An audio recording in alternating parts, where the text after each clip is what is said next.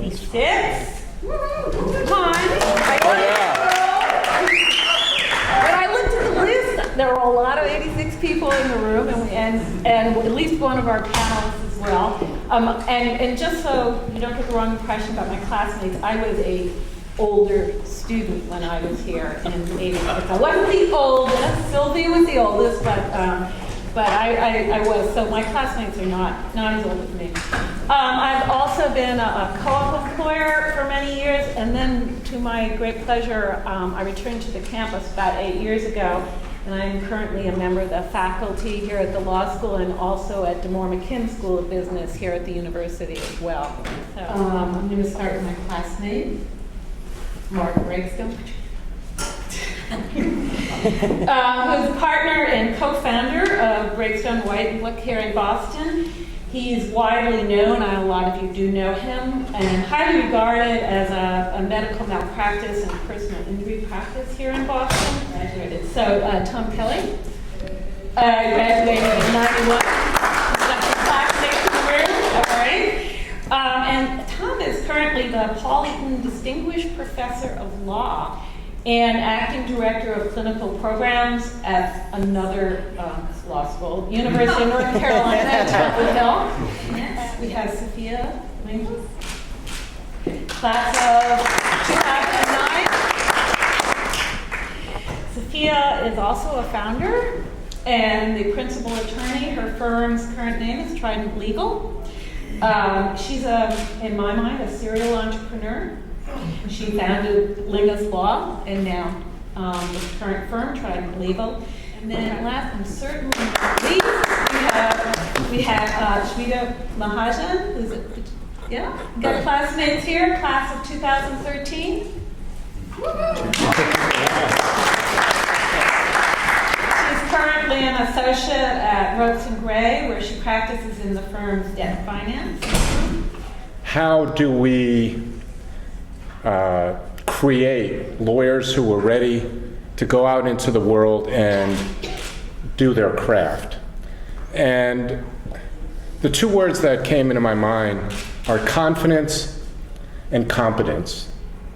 I think that what the law school has to do is give the educational foundation and practical experience to give new lawyers the confidence to go out and solve whatever problems they face. That when we lawyer, one of the things that we have to learn, and it's not just if we're working with poor people or people from drastically different cultures, is that we need to learn to kind of see things from their perspective. We need to understand that we don't all, when we use even similar words, we don't all necessarily mean the same thing, and that a tremendous challenge for lawyers and a way that they have to be practice ready is that they're willing to kind of go through that. I think one large challenge we saw that actually took place right at the time that I was graduating is that previously a lot of the large firms, which was a traditional route for many lawyers, were no longer able to provide their 2-year curriculum.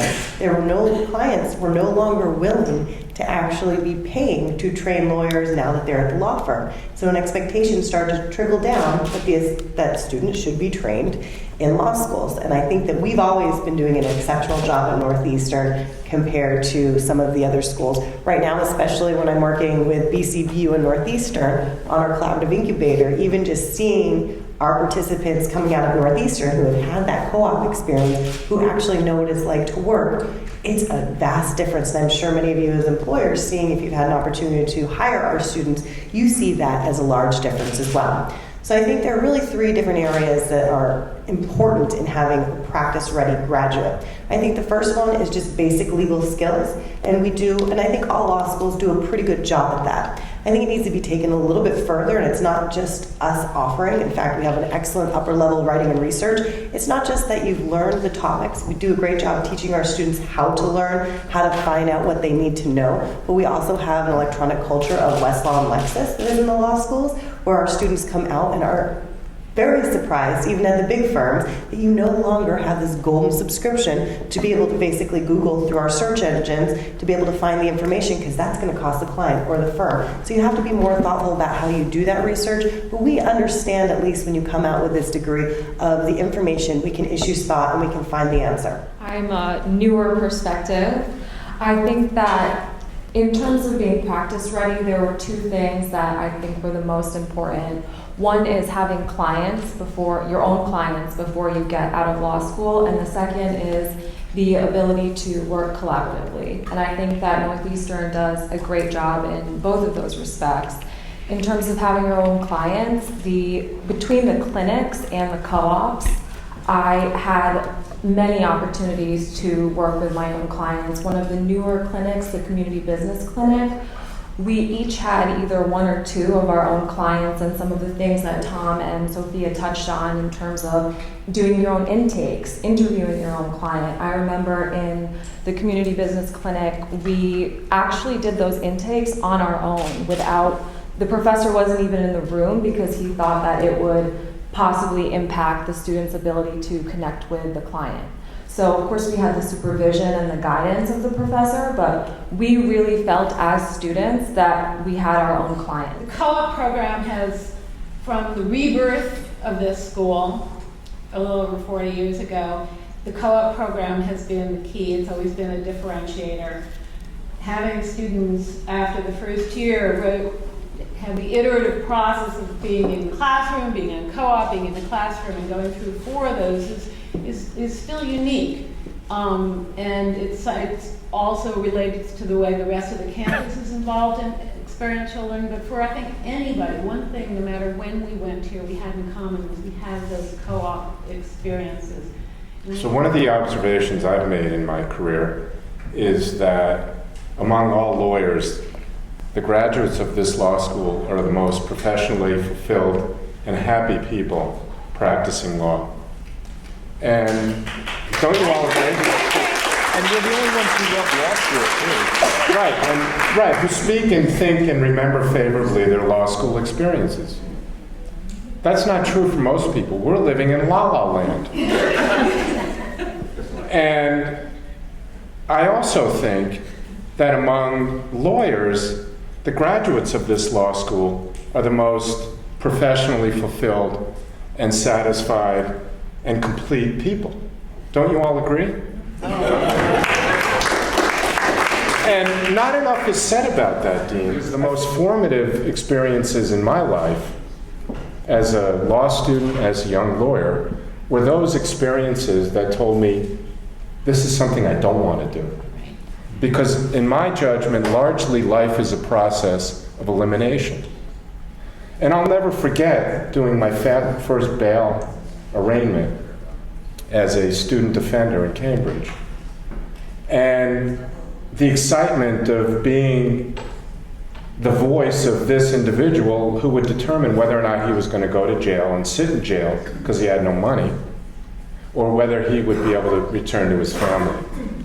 And I remember the excitement of being an advocate, being a voice. And it was not the first time I had that experience, but this was the most compelling. And I knew that trial lawyering is something that I would enjoy and feel really good about. And that has proven true. So here's the question, and so that's the past. And I think very highly of the law school. It's the only institution I went to that I have sent any support to. But here's the question I have for the law school. Now,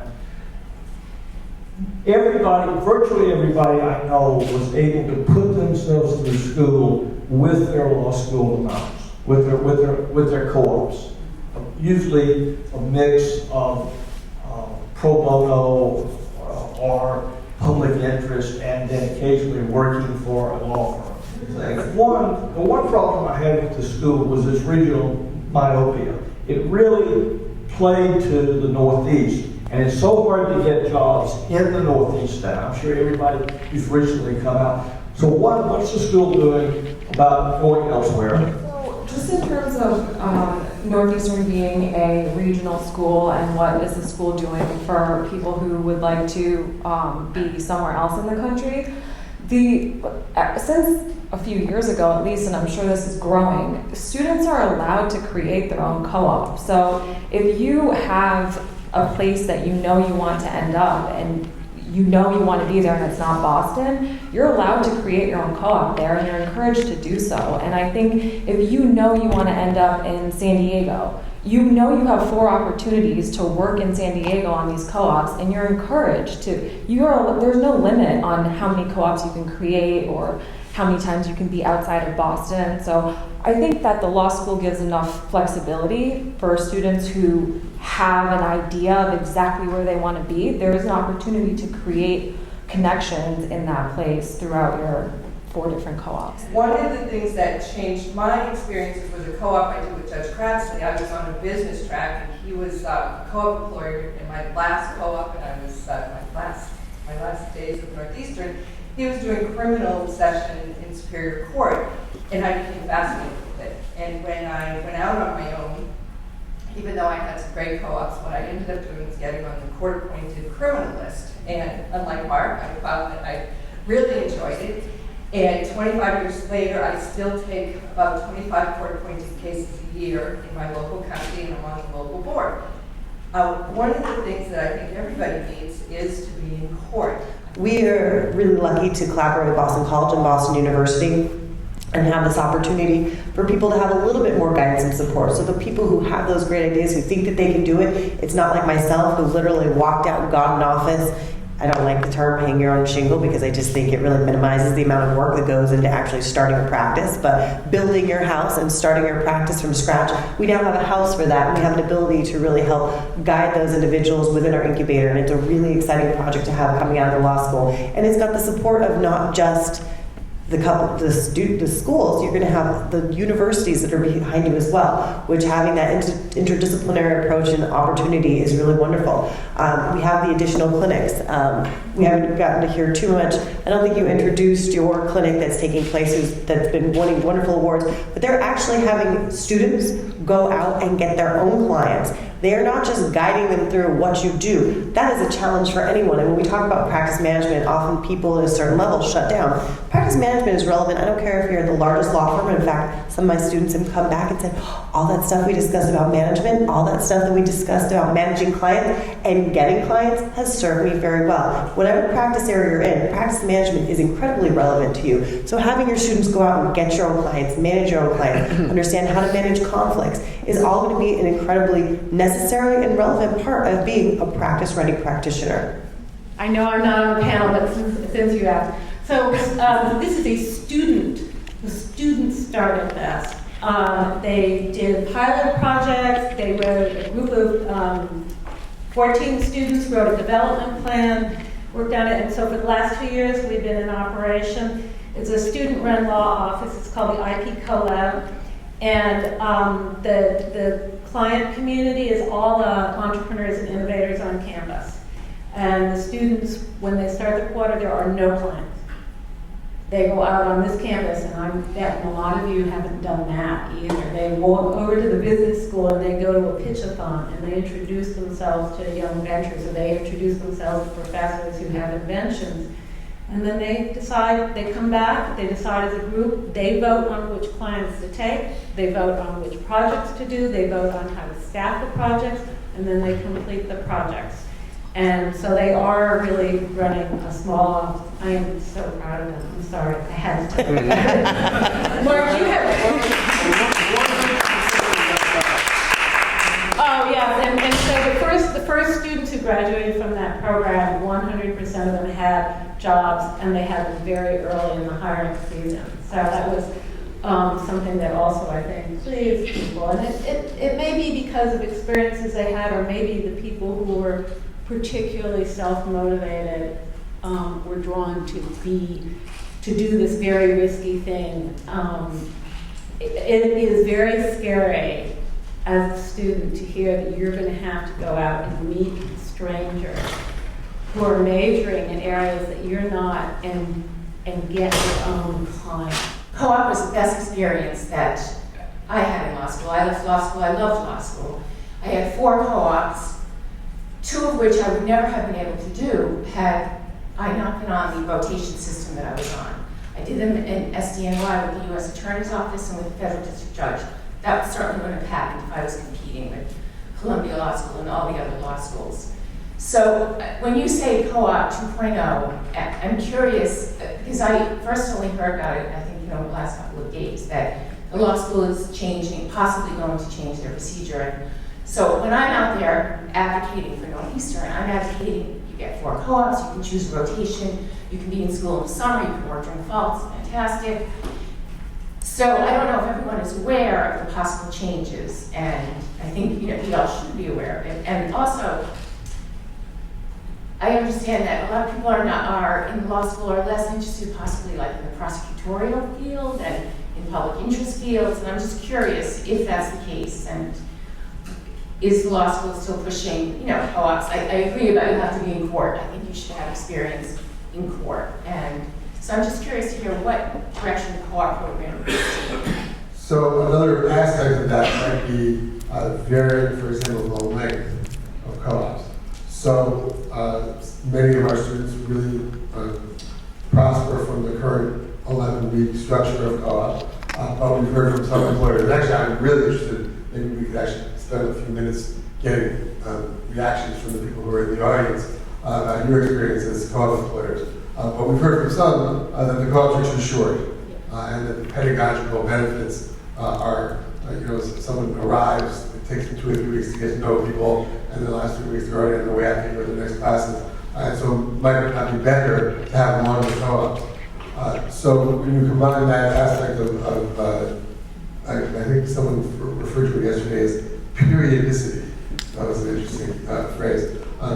We are looking at, might there be ways to structure the calendar so that people could do co-ops of different lengths. One of the reasons for that, and I said this also yesterday, is that we are, like most really top law schools, we are interested simultaneously in being more engaged with the outside practice world, but also more engaged with people who are teaching and learning other disciplines here at the top research university that we're at. First of all, I want to thank our panel very much, all of you.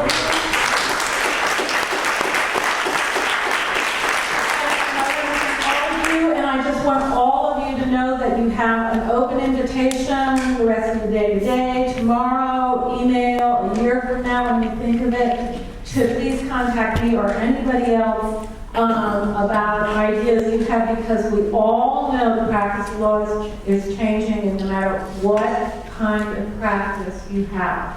There have been huge changes, and we need to make sure, we want to be sure that while the students are here, we're giving them what they need to do so that they can go off and find these jobs that are fulfilling and they're happy about what they're doing. I've felt that way my entire career, all the different things I've done.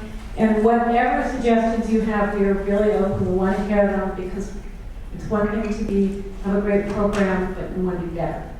So thank you very much.